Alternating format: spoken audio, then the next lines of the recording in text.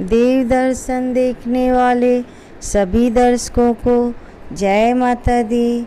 आज हम दुर्गा सप्तशती के द्वितीय अध्याय की चर्चा करेंगे, जिसमें देवताओं के तेज से देवी का प्रादुर्भाव और महिषासुर की सेना का वध। विनियोग। ओम मध्यम चरितस्य विष्णु ऋषि महालक्ष्मीर्देवता उश्रिक छंदा शाकंभरी शक्ति दुर्गा बीजम वायुस्तत्वं यजुर्वेद स्वरूपम श्री महालक्ष्मी प्रीत्यर्थे मध्यम चरित जपे विनियोगा। ध्यान। ओम मध्यम चरित्र के विष्णु ऋषि महालक्ष्मी देवता उश्रिक छंद शाकंभरी शक्ति दुर्गा बीज वायु तत्व और यजुर्वेद स्वरूप है। श्री महालक्ष्मी जी की प्रसन्नता के लिए मध्यम चरित्र के पाठ में इसका विनियोग है।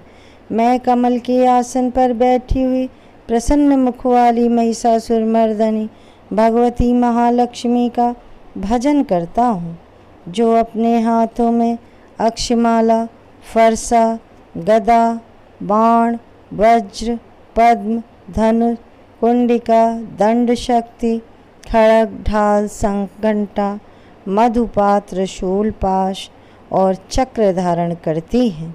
ऋषि कहते हैं, पूर्व काल में देवताओं असुरों में पूरे 100 वर्ष तक युद्ध हुआ। उसमें असुरों का स्वामी महिषासुर था और देवताओं के नायक इंद्र थे। उस युद्ध में देवताओं की सेना महाबली असुरों से परास्त हो गई। संपूर्ण देवताओं को जीतकर महिषासुर इंद्र बन बैठा तथा पराजित देवता प्रजापति ब्रह्मा जी को आगे करके उस स्थान पर गए जहाँ भगवान शंकर और विष्णु विराजमान थे। देवताओं ने महिषासुर के पराक्रम तथा अपनी पराजय का यथावत वृत्तांत उन दोनों देवेश्वरों से विस्तार पूर्वक कह सुनाया। वे बोले, भगवान महिषासुर सूर्य, इंद्र, अग्नि, वायु, चंद्रमा, यम, वरुण तथा अन्य देवताओं के भी अधिकार छीनकर स्वयं ही सबका अधिष्ठाता बना बैठा है। उस दुरात्मा महिष ने समस्त देवताओं को स्वर्ग से निकाल दिया है। अब वे मनुष्यों की भांति पृथ्वी पर विचरते हैं। दैत्यों की यह सारी करतूत हमने आप लोगों से कह सुनाई। अब हम आपकी ही शरण में आए हैं, उसके वध का कोई उपाय सोचिए। इस प्रकार देवताओं के वचन सुनकर भगवान विष्णु और शिव ने दैत्यों पर बड़ा क्रोध किया। उनकी भौहें तन गईं और मुंह टेढ़ा हो गया। तब अत्यंत कोप से भरे हुए चक्रपाणि श्री विष्णु के मुख से एक महान तेज प्रकट हुआ। इसी प्रकार ब्रह्मा, शंकर तथा इंद्र आदि अन्य देवताओं के शरीर से भी बड़ा भारी तेज निकला। वह सब मिलकर एक हो गया। महान तेज का वह पुंज जाज्वल्यमान पर्वत सा जान पड़ा। देवताओं ने देखा, वहाँ उसकी ज्वालाएं संपूर्ण दिशाओं में व्याप्त हो रही थी। संपूर्ण देवताओं के शरीर से प्रकट हुए उस तेज की कहीं तुलना नहीं थी। एकत्रित होने पर वह एक नारी के रूप में परिणित हो गया और अपने प्रकाश से तीनों लोकों में व्याप्त जान पड़ा। भगवान शंकर का जो तेज था, उससे देवी का मुख प्रकट हुआ। यमराज के तेज से उसके सिर में बाल निकल आए। श्री विष्णु भगवान के तेज से उसकी भुजाएं उत्पन्न हुईं। चंद्रमा के तेज से दोनों स्तनों का और इंद्र के तेज से मध्य भाग कटी प्रदेश का प्रादुर्भाव हुआ। वरुण के तेज से जंघा और पिंडली तथा पृथ्वी के तेज से नितंब भाग प्रकट हुआ। ब्रह्मा के तेज से दोनों चरण और सूर्य के तेज से उनकी उंगलियां हुईं। वसुओं के तेज से हाथों की उंगलियां और कुबेर के तेज से नासिका प्रकट हुई। उस देवी के दांत प्रजापति के तेज से और 3 नेत्र अग्नि के तेज से प्रकट हुए थे। उसकी भौहें संध्या के और कान वायु के तेज से उत्पन्न हुए थे। इसी प्रकार अन्य देवताओं के तेज से भी उस कल्याणमयी देवी का प्रादुर्भाव हुआ।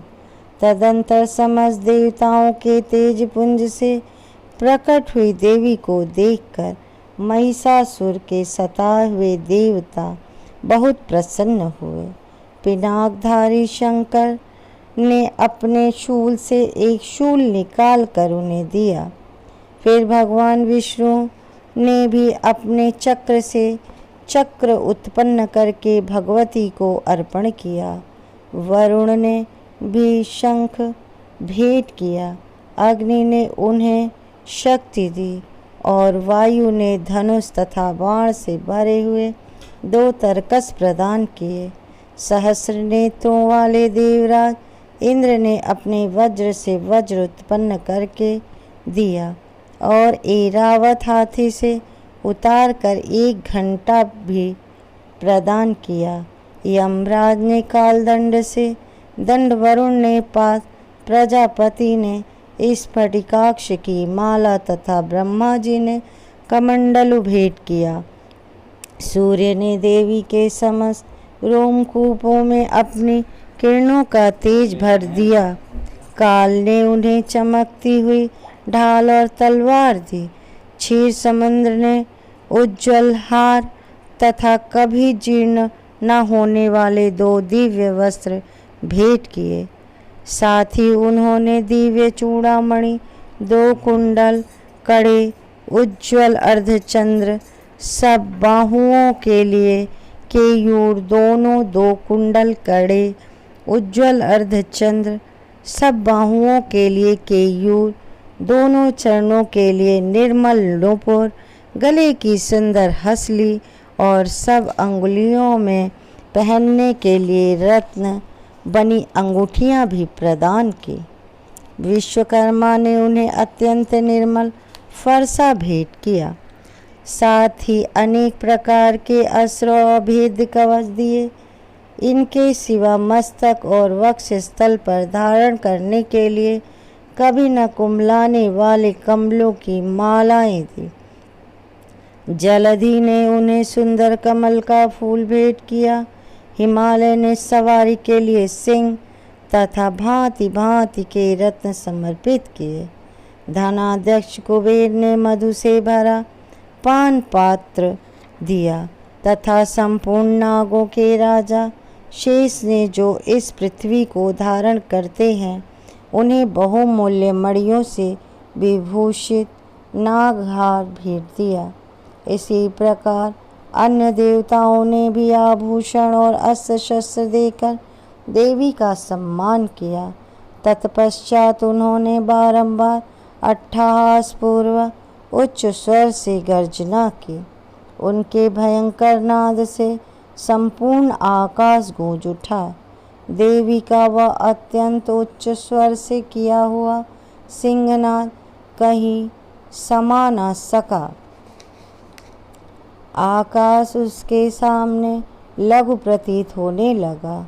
उससे बड़े जोर की प्रतिध्वनि हुई जिससे संपूर्ण विश्व में हलचल मच गई और समुद्र कांप उठे, पृथ्वी डोलने लगी और समस्त पर्वत हिलने लगे। उस समय देवताओं ने अत्यंत प्रसन्नता के साथ सिंहवाहिनी भवानी से कहा, देवी तुम्हारी जय हो। साथ ही महर्षियों ने भक्ति भाव से विनम्र होकर उनका स्तवन किया। संपूर्ण त्रिलोकी को क्षोभग्रस्त देख दैत्यगण अपनी समस्त सेना को कवच आदि से सुसज्जित कर हाथों में हथियार ले सहसा उठकर खड़े हो गए। उस समय महिषासुर ने बड़े क्रोध में आकर कहा, आहा, यह क्या हो रहा है। फिर वह संपूर्ण असुरों से घिरकर उस सिंहनाद की ओर लक्ष्य करके दौड़ा और आगे पहुंचकर उसने देवी को देखा, जो अपनी प्रभा से तीनों लोकों को प्रकाशित कर रही थी। उनके चरणों के भार से पृथ्वी दबी जा रही थी। माथे के मुकुट से आकाश में रेखा सी खिंच रही थी तथा वे अपने धनुष की टंकार से सातों पातालों को क्षुब्ध किए देती थी। देवी अपनी 1000 भुजाओं से संपूर्ण दिशाओं को आच्छादित करके खड़ी थी। तदंतर उनके साथ दैत्यों का युद्ध छिड़ गया। नाना प्रकार के अस्त्र शस्त्रों के प्रहार से संपूर्ण दिशाएं उद्भासित होने लगी। चिक्षुर नामक महान असुर महिषासुर का सेना नायक था। वह देवी के साथ युद्ध करने लगा। अन्य दैत्यों की चतुरंगी सेना साथ लेकर चामर भी लड़ने लगा। 60,000 रथियों के साथ आकर उद्दग्र नामक महादैत्य ने लोहा लिया। 1 करोड़ रथियों को साथ लेकर महाहनु नामक दैत्य युद्ध करने लगा, जिसके रोए तलवार के समान तीखे थे। वह असिलोमा नाम का महादैत्य 5 करोड़ रथी सैनिकों सहित युद्ध में आ डटा। 60 लाख रथियों से घिरा हुआ भाष्कल नामक दैत्य भी उस युद्ध भूमि में लड़ने लगा। परिवारित नामक राक्षस हाथी सवार और घुड़सवारों के अनेक दलों तथा 1 करोड़ रथियों की सेना लेकर युद्ध करने लगा। बिड़ाल नामक दैत्य 5 अरब रथियों से घिरकर लोहा लेने लगा। इनके अतिरिक्त और भी हजारों महादैत्य रथ, हाथी और घोड़े की सेना साथ लेकर वहां देवी के साथ युद्ध करने लगा। स्वयं महिषासुर उस रणभूमि में कोटि कोटि सहस्र रथ, हाथी और घोड़े की सेना से घिरा हुआ खड़ा था। वे दैत्य देवी के साथ तोमर, भिंदीपाल, शक्ति, मूसल, खड़ग, परशु, पट्टिश आदि अस्त्र शस्त्रों का प्रहार करते हुए युद्ध कर रहे थे। कुछ दैत्यों ने उन पर शक्ति का प्रहार किया, कुछ लोगों ने पास फेंके तथा कुछ दूसरे दैत्यों ने खड़ग प्रहार करके देवी को मार डालने का उद्योग किया। देवी ने भी क्रोध में भरकर खेल खेल में ही अपने अस्त्र शस्त्रों की वर्षा करके दैत्यों के वे समस्त अस्त्र शस्त्र काट डाले। उनके मुख पर परिश्रम या थकावट रंच मात्र भी चिन्ह नहीं था। देवता और ऋषि उनकी स्तुति करते थे और वे भगवती परमेश्वरी दैत्यों के शरीरों पर अस्त्र शस्त्रों की वर्षा करती रही। देवी का वाहन सिंह भी क्रोध में भरकर गर्दन के बालों को हिलाता हुआ असुरों की सेना में इस प्रकार विचरने लगा, मानो वनों में दवानल फैल रहा हो। रणभूमि में दैत्यों के साथ युद्ध करती हुई अंबिका देवी ने जितने निश्वास छोड़े वे सभी तत्काल सैकड़ों हजारों गणों के रूप में प्रकट हो गए और परशु, भिंदीपाल, खड़ग तथा पट्टिश आदि अस्त्रों द्वारा असुरों का सामना करने लगे। देवी की शक्ति से बढ़े हुए वे गण असुरों का नाश करते हुए नगाड़ा और शंख आदि बाजे बजाने लगे। उस संग्राम महोत्सव में कितने ही गण मृदंग बजा रहे थे।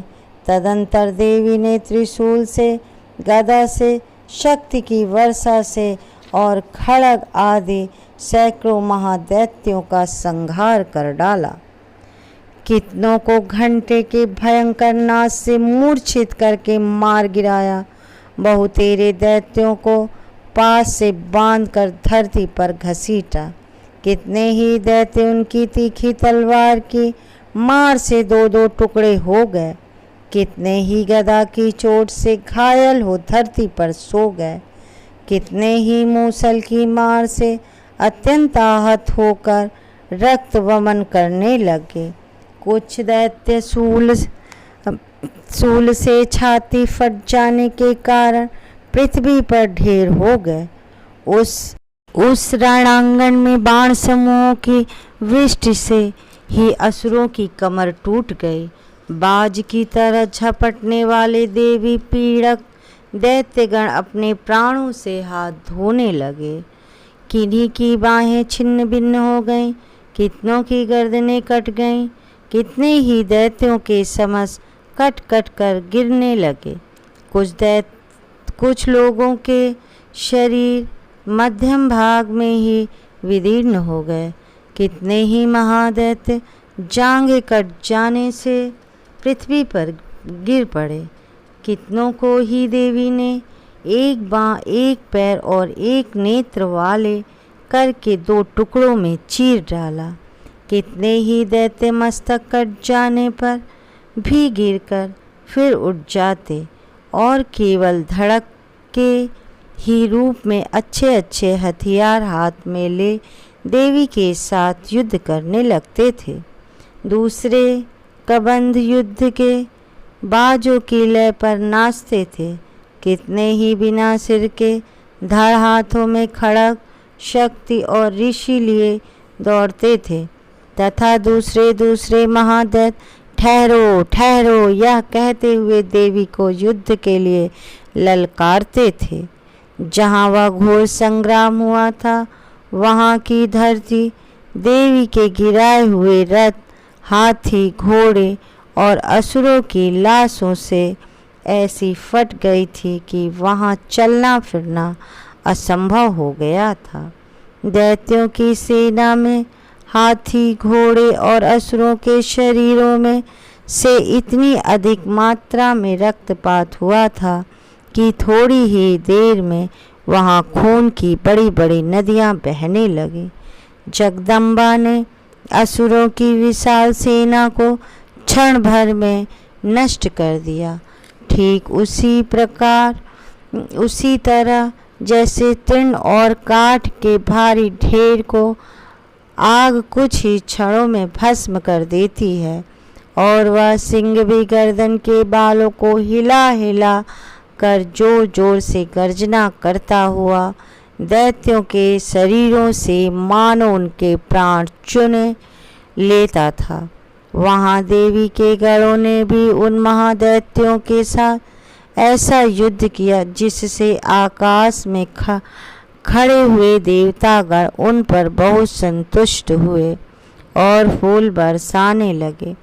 इस प्रकार श्री मार्कंडेय पुराण में सावर्णिक मनवंतर की कथा के अंतर्गत देवी महात्म्य महिषासुर की सेना का वध नामक दूसरा अध्याय पूर्ण हुआ। आप इस पाठ को स्वयं पढ़ें, सुने और लोगों को सुनाएं। इससे आपका शारीरिक, मानसिक, आर्थिक, आध्यात्मिक चहुमुखी विकास होगा। आपके परिवार में सुख, समृद्धि, शांति और आनंद होगा। और यदि आप नहीं पढ़ सकते हैं तो आप मेरा वीडियो चलाकर सुबह शाम सुनिए, इससे आपका सर्व कल्याण होगा। यदि आपको मेरा ये वीडियो पसंद आता है तो इसे लाइक करें, शेयर करें, कमेंट करें, जय माता दी लिखें। जय माता दी। फिर एक नई वीडियो के साथ मिलते हैं। जय माता दी।